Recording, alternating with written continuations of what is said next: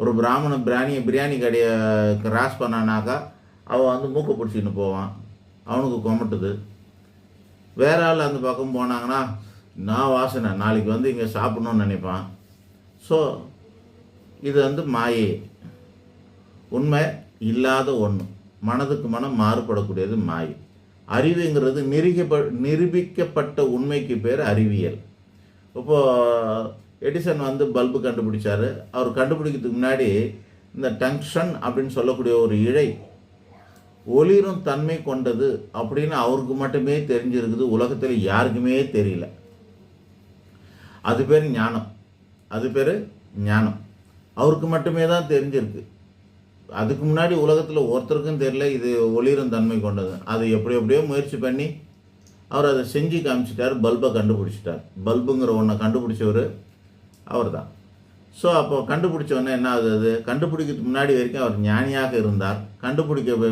கண்டுபிடிச்சி அதை செஞ்சு காமிச்சவுடனே அதை அடுத்தவங்க மேனுஃபேக்சரிங் பண்ண ஆரம்பிச்சிட்டாங்க. உடனே இப்போ அது வந்து அறிவியலாக போய்விட்டது, அது அறிவியலாக ஆகிவிட்டது. பாருங்கள், ஞானம் வந்து அறிவியலாக, இது ரெண்டில் எது பெருசு அப்படின்னா, அறிவியலை பல பேர் செய்யலாம், ஞானம் எவனுக்கோ ஒருத்தங்க தானே வருது. அப்போ ஞானம் வசந்தது, அறிவியல் டீப்ரமோஷன் பண்ணப்பட்டதுன்னு அர்த்தம். இந்த ஞானத்திலையும் வேறு ஒன்று இருக்குது. பொருட்கள் இந்த மாதிரியான விஷயங்களை உணர்ந்து கண்டுபிடிச்சி சொல்கிறது பேர் ஞானமாக இருக்கிறது, ப்ரூஃப் பண்ண முடியதாக இருக்கிறது.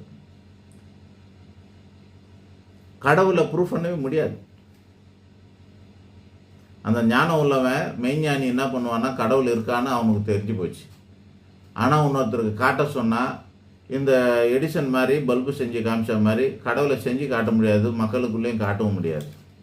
காட்ட முடியாத ஒன்று வந்து பிம்பத்தை காட்டலாம். வள்ளலார் காமிச்சிருக்கார், கடவுளை பார்க்கணும், நான் வந்து சிதம்பரம் போக முடியல, நான் இங்கேருந்தே வள்ளலாரை சிதம்பரம் நடராஜரை பார்க்கணுன்னு அவர் ஒரு ஸ்க்ரீனில் காமிச்சார். லைவ் டெலிகாஸ்ட் பண்ணி காமிச்சிருக்கார் வள்ளலார்.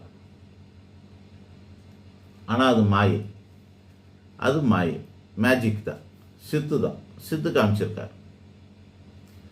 ஆக புத்தி வேற, அறிவு வேற, கல்வி வேற, கலை வேற, வித்தை வேற, ஞானம் வேற, மெய்ஞானம் வேற, அறிவியல் வேற, சுபாவம் வேற, புத்திசாலித்தனம் வேற,